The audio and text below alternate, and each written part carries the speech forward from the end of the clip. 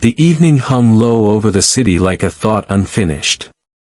Street lamps had not yet woken, and the bridge over the main market shimmered faintly in the half-light, as though caught between two decisions, day and night, hope and surrender. Amina Carter walked its length quietly, her shoes whispering against the worn concrete. In her pocket, a single coin rested like a heartbeat, thin, cold, the last echo of a week spent working at the river laundry. She had told herself she would save it. Rent was due, rice was low, and her mother's voice, cautious and kind, still lived in her head, keep something for tomorrow. But hunger has many shapes, and that evening it stood before her in the form of a man sitting against the bridge pillar, his coat a patchwork of winters long survived. He was neither young nor old, and his eyes held the strange calm of someone who had learned to watch the world without asking anything from it. Amina hesitated. The market beyond the bridge hummed with its usual music, vendors closing their stalls, children chasing the smell of roasted corn, men arguing softly over prices. She could have walked on, let the rhythm of the crowd carry her home, but the man's stillness stopped her. He looked not like he was waiting for help, but like he had been waiting for her specifically, as if her arrival were part of some quiet promise the universe had made and forgotten to announce. "Evening, miss," he said, his voice steady, unhurried. "Evening," she replied, careful, polite. He did not stretch out his hand, did not ask.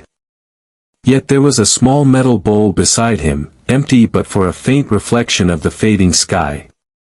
The way the light trembled inside it made Amina think of all the moments in her own life that had waited for someone's small mercy and never received it. Her fingers brushed the inside of her purse. The sound of the coin against the worn fabric was barely a breath, but to her it sounded like thunder.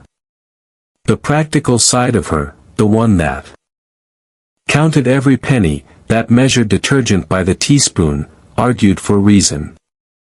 Tomorrow will be harder without it. But the quieter voice within, the one her late grandmother had called the second heart, whispered something else: you are not poorer by giving. She knelt. The man's eyes flicked to hers, brown meeting a softer, paler blue, two worlds studying each other without shame. She placed the coin into his palm, and for a second her reflection shimmered in the curve of that metal bowl. "Bless you," he said simply. The words didn't sound like habit, they sounded like truth. The moment stretched, fragile as glass. In that pause Amina sensed something layered beneath the surface, something about debt and grace, about how wealth sometimes wears rags to test the honesty of kindness.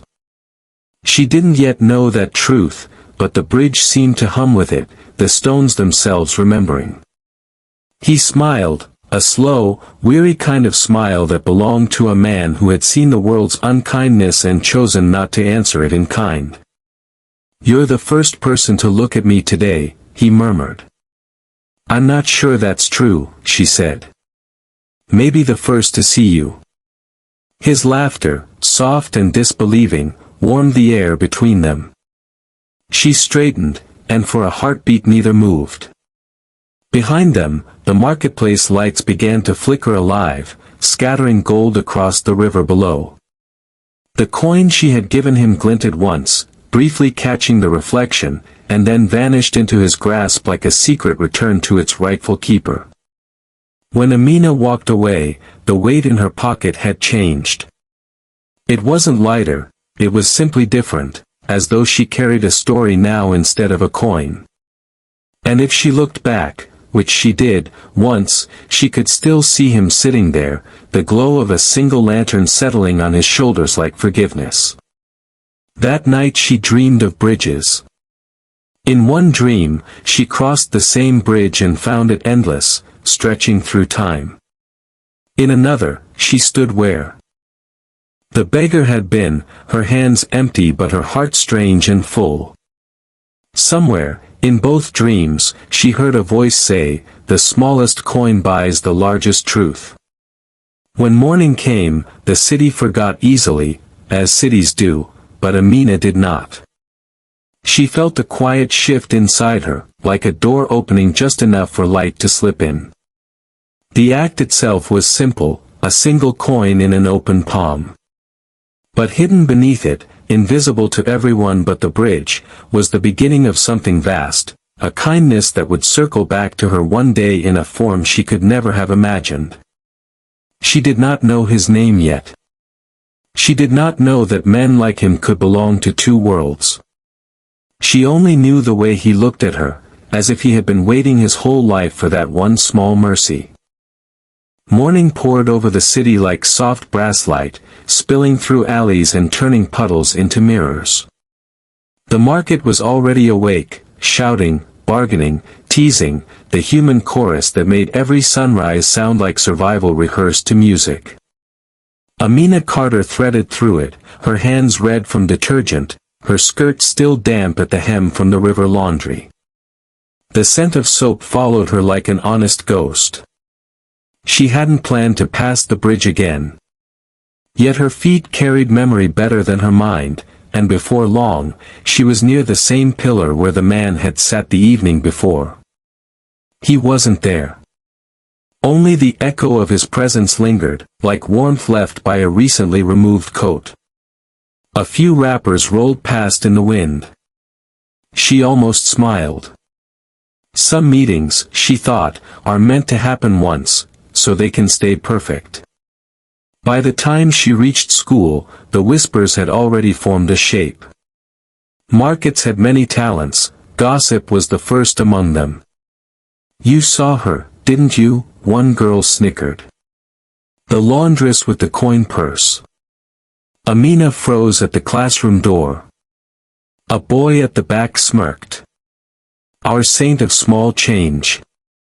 The laughter that followed wasn't cruel in the loud way, it was the kind that chipped slowly, like water against a stone. She took her seat, eyes forward. Their words brushed her like dust, not dirt. Still, the sting was real. She told herself it didn't matter. The bridge, the coin, the look in his eyes, those were hers, and no rumor could reach that far. But rumors have long arms. By lunch, even Mrs. Daniels, her literature teacher, asked gently, "Amina, dear, is it true you gave away your last coin? The city's full of pretenders, you know. Best not to feed them." Amina smiled politely. "Maybe some people only pretend to be poor because we pretend not to see them." Mrs. Daniels blinked, then nodded as though she'd been caught in her own reflection. The rest of the day crawled. Amina worked her shift at the laundry until her fingers wrinkled like old fruit. Each scrub, each rinse, became a thought, was I foolish? Did kindness make me look naive? The basins answered with their own philosophy, soft water over hard fabric, proof that gentleness could still clean what harshness could not. As the sun slid down, she lingered outside the laundry door. Across the street, two vendors argued about debts, one waving a fish knife, the other clutching a roll of bills. The city thrived on this friction, need rubbing against pride until sparks flew.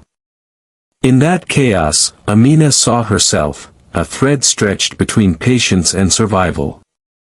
When she reached home, her mother was folding clothes on the bed, her hands slower now, her hair dusted with gray.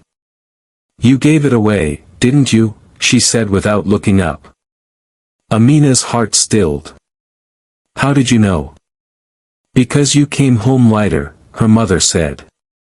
"Only giving does that." The older woman placed a folded shirt aside and smiled faintly. "Your grandmother once said, a coin is not just metal, it is a choice disguised as noise. You made the quiet kind of choice." Amina sank onto the bed. "People think I was tricked." "They always do, until the end of the story," her mother said, voice soft but certain. "The city measures worth in what it can see. But God, child, counts what is hidden." That night, Amina dreamt again of the bridge, only this time, the man wasn't sitting. He was standing, looking out at the city's lights as if counting its sins and its miracles together.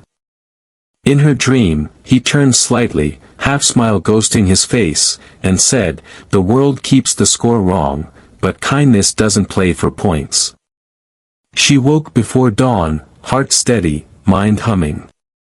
Outside, the river was already whispering against its banks, washing the night from the stones.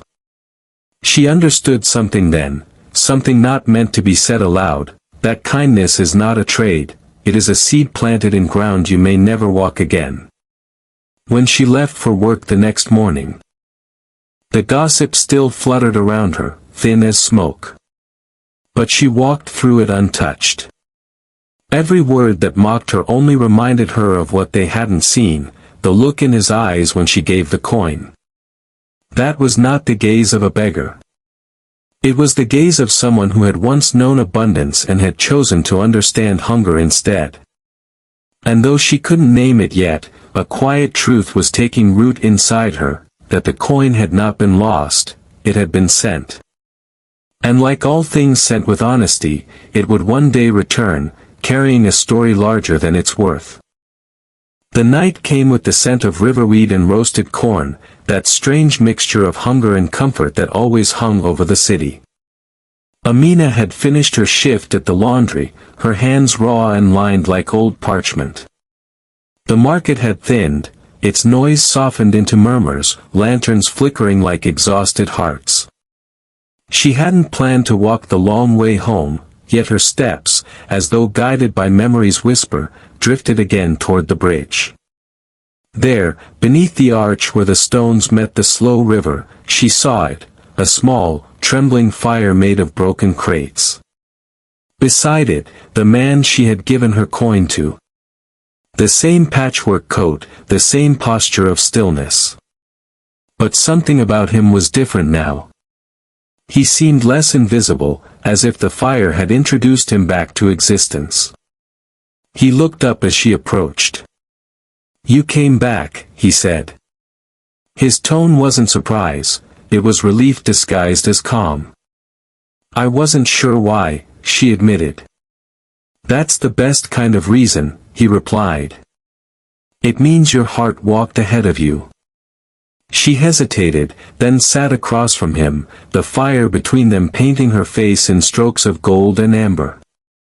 The shadows leaned close to listen. "Do you live here?" she asked. "I live where I'm understood," he said, poking the embers with a piece of driftwood. "That changes often." The answer lingered in the air, and Amina realized it carried more than one meaning. He wasn't just talking about shelter, he was talking about belonging, that fragile currency rarer than any coin. She studied his face, the lines cut deep like old rivers. There was something disciplined about his hands, too clean for a man without a home. His voice had the rhythm of someone educated, someone who'd once spoken in rooms with higher ceilings. Every detail clashed with the picture others had painted of him. "You said your name was Noah," she said. "Is that true?" He smiled, teeth flashing like the firelight's echo.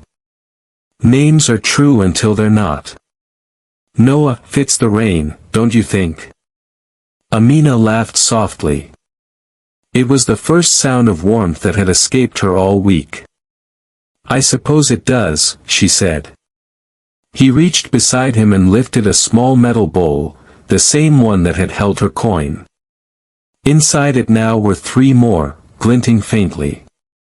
"You started this," he said. "I didn't mean to." "Good," he said. "Meaning ruins some miracles." The word struck something deep within her, a quiet truth she couldn't untangle. She had spent her life giving meaning to struggle, to work, to every small act that kept her surviving.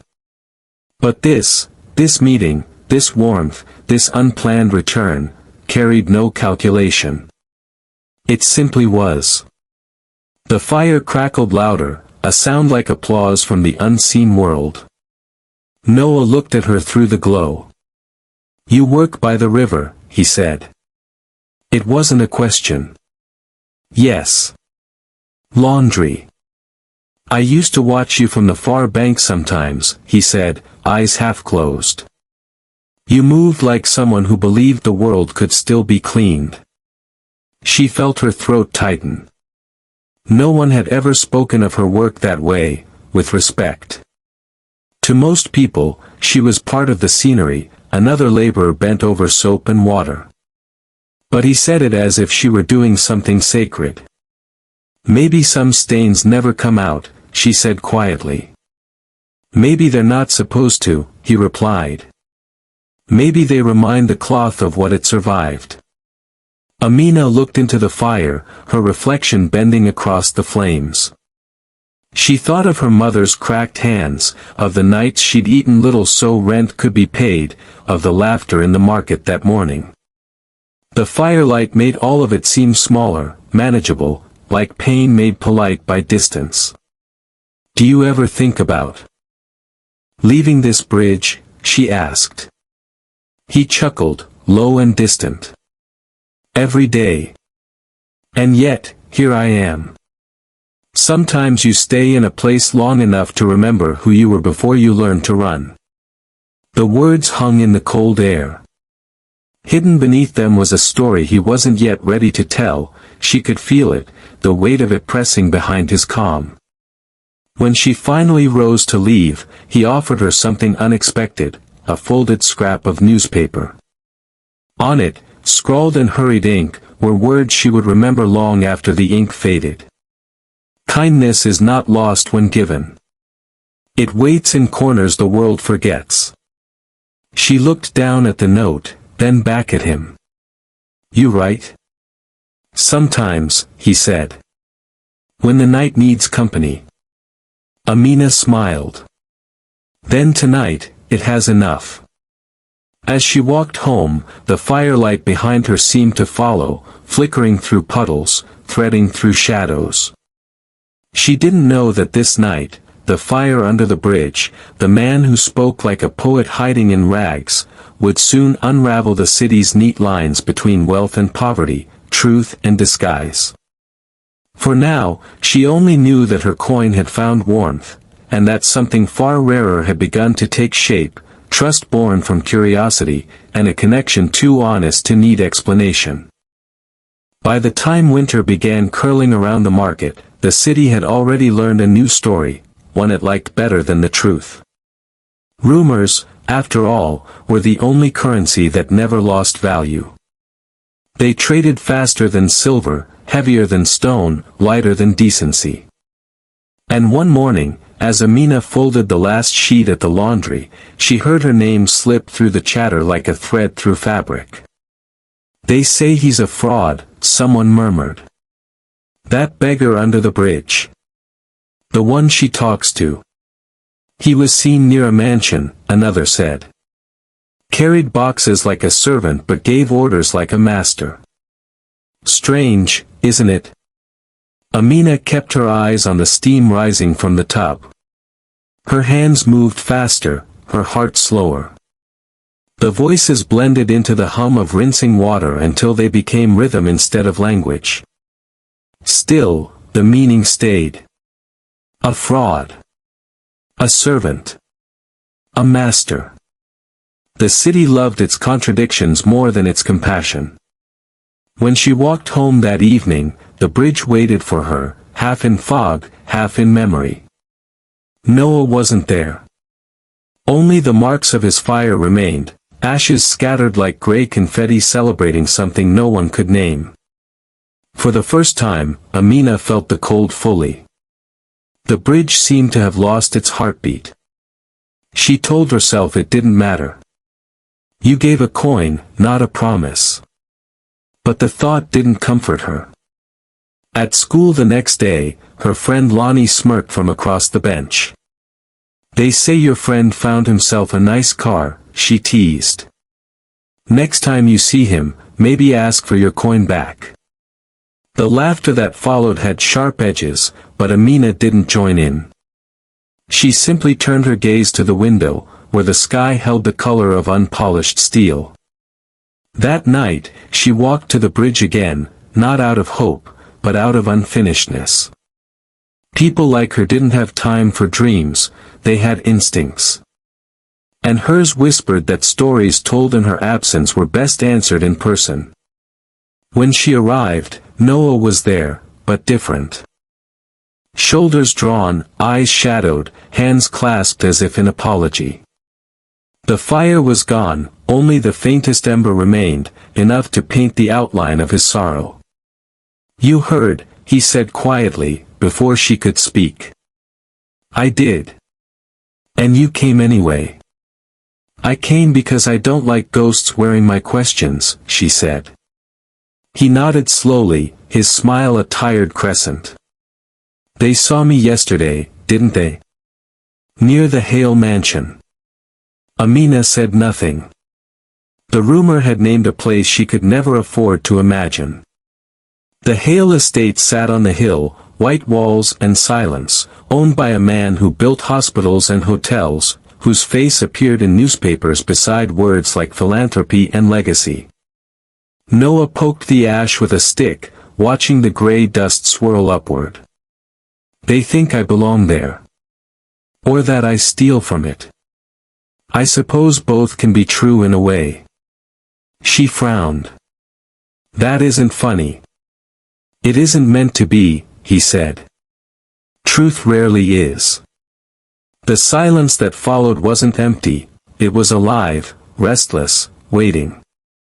Finally she asked the question that had grown claws inside her. "Who are you, really?" He looked at her then, really looked, and she felt the weight of everything unsaid between them. "A man," he said. "A man who once had more than he needed, and now learns how little he required." "That doesn't answer me." He smiled faintly. "It wasn't supposed to." The answer made her angry, not because it hid something, but because it told the truth too beautifully to doubt. She stood, the chill of the stones biting through her shoes. "If you wear two faces, at least have the grace to show one of them," she said. He rose too, slow and deliberate, as if trying not to break the air between them. "Amina, the city talks because it needs stories more than justice. If I told you everything, you'd stop listening to the parts that matter. Try me." He reached into his coat and pulled out something small, her coin. The same one, polished now, tied to a thread of red cloth. "I kept it," he said. "Not as payment, but as proof. Sometimes the only way to test truth is to walk through a lie first." She stared at the coin. It glinted faintly in the lamplight, like the last spark of a fire refusing to die. "Is this one of your lessons?" she asked bitterly. "No," he said. "It's one of my apologies." Amina took the coin, her hand trembling, unsure if it felt heavier or lighter than before. "You speak in riddles," she whispered. He smiled again, the kind of smile that carried both ruin and mercy. "Only because simple words break too easily." When she left him that night, the bridge felt smaller, the world larger. The river moved with quiet certainty, carrying both their reflections away. She didn't know whether she had been deceived or protected. But beneath the confusion, a hidden meaning waited, that sometimes truth wears masks not to trick us, but to make sure we are listening with the right heart. And in that truth's shadow, the city's rumor kept walking, loud, confident, and entirely blind to the tenderness it mocked. 2 mornings after the bridge confrontation, the city woke to the sound of engines. Not the usual rattling carts or delivery trucks, these were quieter, smoother, expensive. They slid through the market streets like ghosts of another world.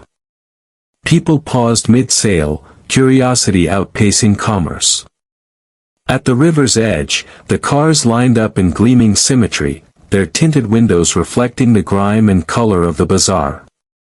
Amina was there by chance, or perhaps by design she didn't yet understand.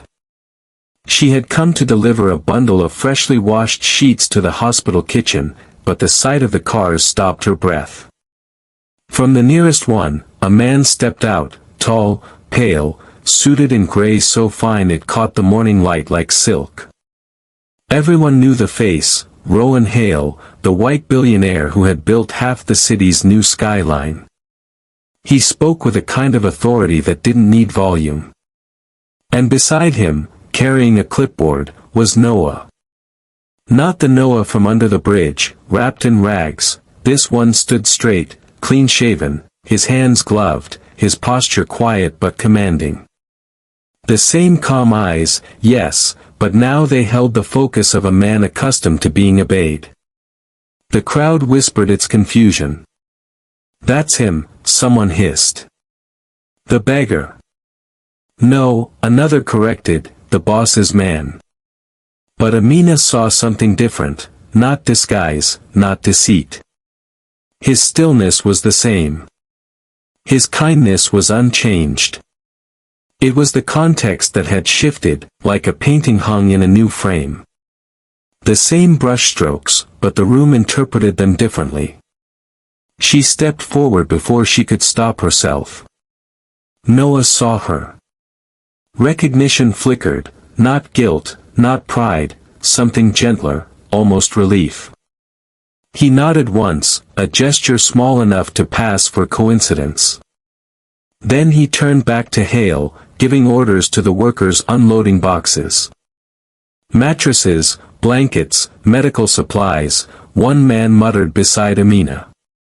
Charity run for the East End camps. The realization hit like dawn. Noah hadn't been pretending to be poor. He had been remembering. Returning to the part of the city most people forgot once they left it behind.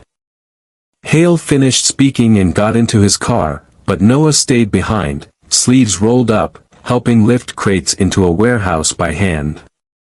The billionaire had left, but the supposed beggar worked until his shirt clung to him with sweat. The market watched in silence, its rumors suddenly shy. When the last crate disappeared inside, Noah walked toward the riverbank where Amina stood. The distance between them held 1,000 unsaid things. "I told you truth wears two faces," he said quietly. "You could have trusted me with both," she answered. He nodded. "I could have. But you might have treated me differently." "Maybe," she admitted. "Maybe not." He looked toward the warehouses, the reflection of water moving across his shoes. "When you gave that coin, you didn't see the man people whisper about. You saw someone still worth a coin. That's the part one needed to find again, the proof that the world hadn't gone blind." "And the bridge?" she asked. His expression softened. "The bridge keeps the city honest. It's where those who have everything forget for a moment what that means." Amina's voice lowered. "So which one are you now, the man with nothing, or the man who can buy everything?" "Both," he said. "Because one without the other is blindness." The market around them hummed back to life. Children darted between the crates, laughter returning to the air like sunlight breaking through fog. Noah extended his hand. In it, a single folded cloth napkin, inside, Amina's coin, polished until it gleamed like a promise kept. "This isn't payment," he said. "It's proof you were right." She didn't take it, not yet. She only looked at it, and at him, the man who had walked both sides of the same bridge and come back not poorer, but truer. Behind them, the cars drove away, leaving a stillness that felt like balance restored. The city would talk again, of course. But for the first time, Amina no longer cared who believed what. She had seen wealth wear humility like skin, and poverty wear grace like armor. The following evening, a thin mist crept in from the river and rolled across the market like a curtain lowering after the final act. Amina closed her laundry early, drawn again to the bridge that had quietly rewritten the map of her heart. Beneath it, lantern light rippled on the water. Noah stood alone, sleeves rolled, the air around him heavy with unfinished sentences. "You shouldn't have come," he said softly, though his eyes betrayed gratitude. "And yet you knew I would." He smiled faintly. The bridge teaches certain things about people. They stood in silence, broken only by the slow murmur of the river. Then Noah gestured toward the distance, where the city lights glittered like a spilled handful of coins. "That is one world," he said. "And this," he added, tapping the bridge rail, "is another. I have walked both. Both pretend to be free, but each has its price." Amina folded her arms, the night pressing gently against her skin. "Tell me which one owns you." "Neither," he answered. "But both remember me." His gaze drifted toward the horizon. "Years ago, I left the Hale Company. Rowan and I were partners once, long before he became a name printed in gold. We built more than buildings, we built ways to measure people. The wealthy learned to appear generous, the poor learned to appear grateful. Somewhere between those two lies, I lost who I was." Amina said nothing. The confession hung in the damp air, fragile, real. "I came back here," he continued, "to see if the world still had room for kindness that didn't come with applause. I traded my suits for silence. The city didn't recognize me. I watched how it treated me when I had nothing. I watched how it changed when it thought I had everything again. That's how I knew the truth. Power only reveals the smallness of others." She studied him, the man who once lived behind gates now sitting among stones, his words a slow unraveling of secrets. "And me?" she asked quietly. "Was I part of your experiment?" He met her eyes. "No. You were the part one didn't expect." The simple honesty of it stilled her breath. He stepped closer, his voice low. "When you gave me that coin, it wasn't the money, it was what it proved existed still. You didn't look at me through fear or pity. You looked as though I might still belong to the human world. That's rarer than wealth." She lowered her gaze. "But you lied." "I hid," he corrected. "There's a difference. Lies are meant to take. Hiding can sometimes protect." She wanted to argue, but something in his tone quieted her. He wasn't excusing himself, he was confessing the cost of his disguise. "I thought if I could see through your eyes," he said, "I might learn how to forgive mine." "And did you?" "Almost," he whispered. "Until the city found out who I was. Then all the faces turned again, same mouths, same greetings, different meaning. Even the ones who mocked me under the bridge came to shake my hand yesterday. The beggar becomes saint once his wallet speaks." Amina looked toward the dark river, where light trembled like conscience. "So what will you do now?" He exhaled slowly. "I'll finish what I started. Rowan funds the structures, but I'll build the soul. Shelter for the forgotten, warmth without charity. And you," he hesitated, "you remind me what truth sounds like when it isn't polished." The air between them filled with the ache of possibility. Hidden behind his confession was a request she could feel but not name. When she finally spoke, her voice was steady. "Then build it clean. No disguises this time. Let the world see who you are and who you've been. Only then will both your worlds make sense." He smiled, a quiet agreement disguised as surrender. "And if I asked you to stand between them with me?" Then you'd better build a bridge strong enough, she said. As she walked away, the mist swallowed her figure, leaving Noah staring at the place where her kindness had first begun to change him. Above them, the bridge hummed softly, holding two worlds together without letting either collapse, a monument to all the hidden confessions love teaches when wealth and want finally speak the same language. Winter pressed against the city like a reminder. The sky was white but not pure, the air dry but not clean. Everything looked as though it had been washed too many times, even the buildings carried that weary pale of things that had tried to start over. Amina walked through the market in her long coat, her breath visible and steady. The bridge was quiet now, the fires had gone out. Yet something told her the story wasn't done. She found Noah by the warehouse he had once filled with blankets and light. The place was nearly empty now, save for a few crates and a table covered in sketches, blueprints, drawn in charcoal and folded at the edges. He looked up as she entered, his expression a mix of relief and resignation. "I wasn't sure you'd come," he said. "You left a note under my door," she replied, holding it up, a square of paper with 5 words written neatly across it, "There is something to see." He gestured toward the plans. "We're building something new. A center. A place for those who sleep in the cracks between society's bricks. Food, beds, skill training, but no pity. Only partnership." Amina's gaze swept over the blueprints. "And who funds it this time?" He smiled, faintly. "Not Hale. Not anyone with gold stitched into their conscience. Me. The coin you gave started it, so the name will be yours." "My name?" she asked, startled. "The Carter House." The words lingered between them. She traced the ink lines with her eyes, feeling a strange mix of pride and unease. "You're giving too much meaning to something small."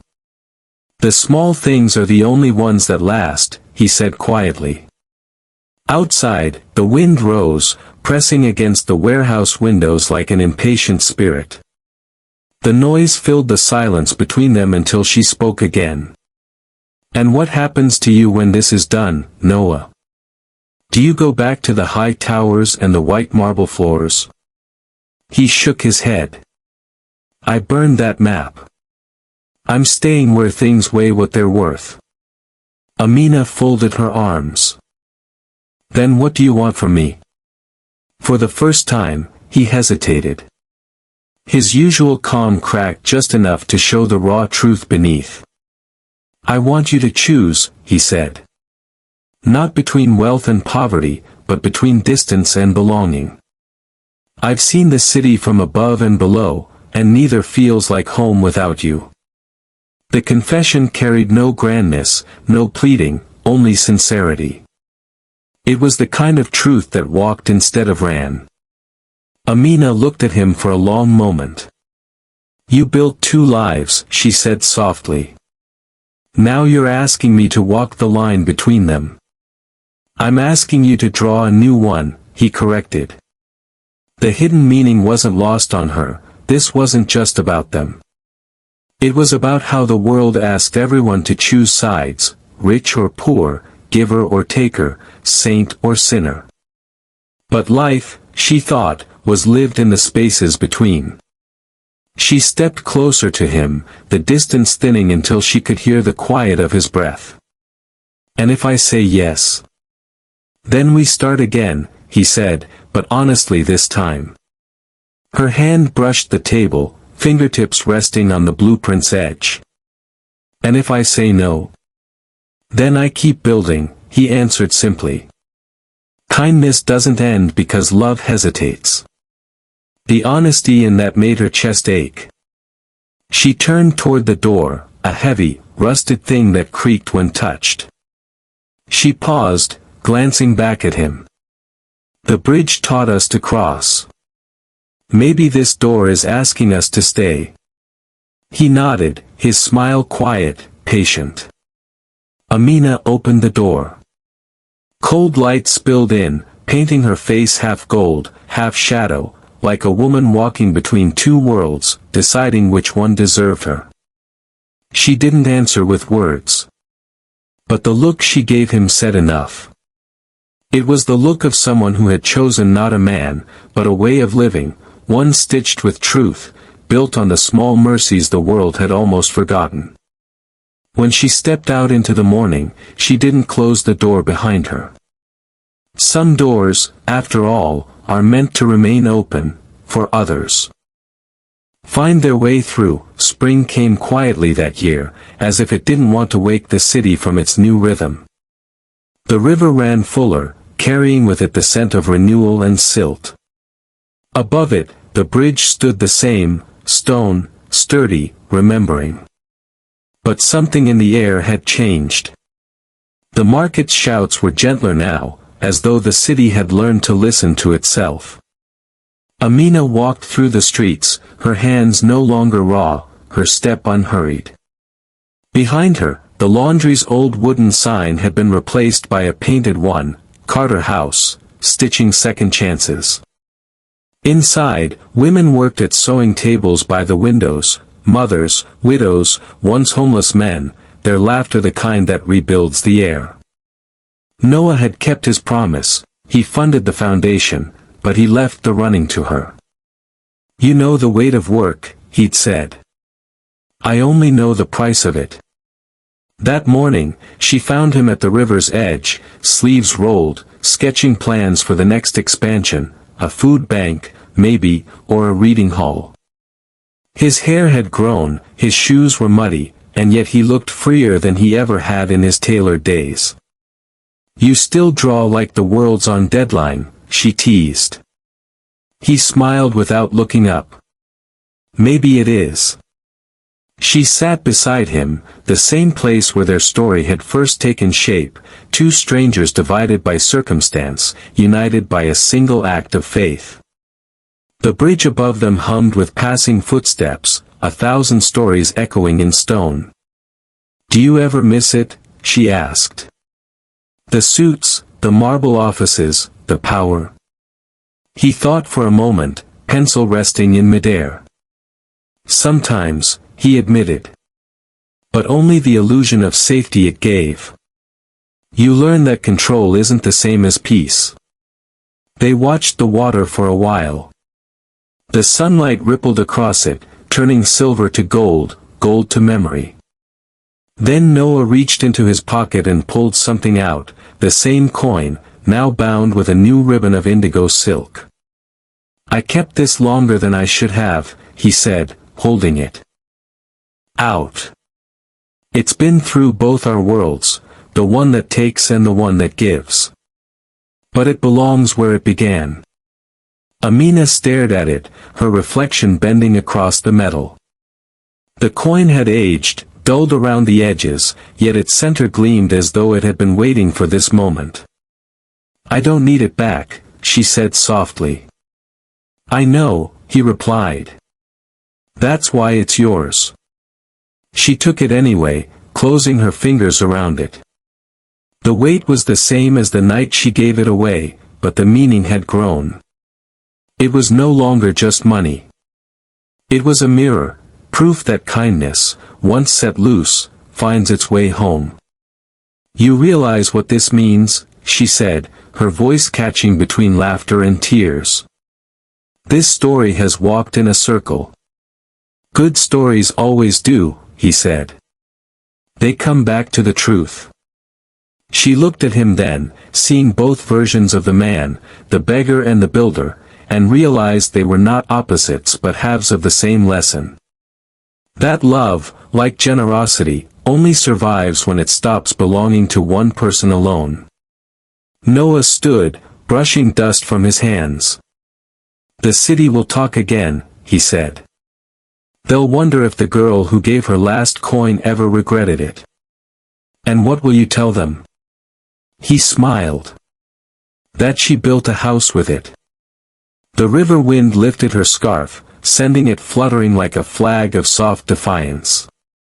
Amina turned toward the horizon, where the bridge arched in quiet pride, where the city hummed with the sound of rebirth. When she opened her palm, the coin glinted once in the sunlight, then slipped from her fingers into the river below. It sank slowly, spinning, a single point of light falling into motion, not lost, not wasted, but continuing. Some say it still rests beneath the bridge, catching the light when kindness crosses above it. Others say it moves with the current, finding new hands, new hearts, testing the world's memory. Amina only smiles when asked. Because the truth is simpler, and hidden in plain sight, the coin was never meant to be kept. It was meant to keep moving, just like mercy, just like love, just like the souls who learn that the richest life is the one still willing to give. And so the city learned, in its own quiet way, that the smallest coin can buy the greatest peace, if only someone has the courage to let it go.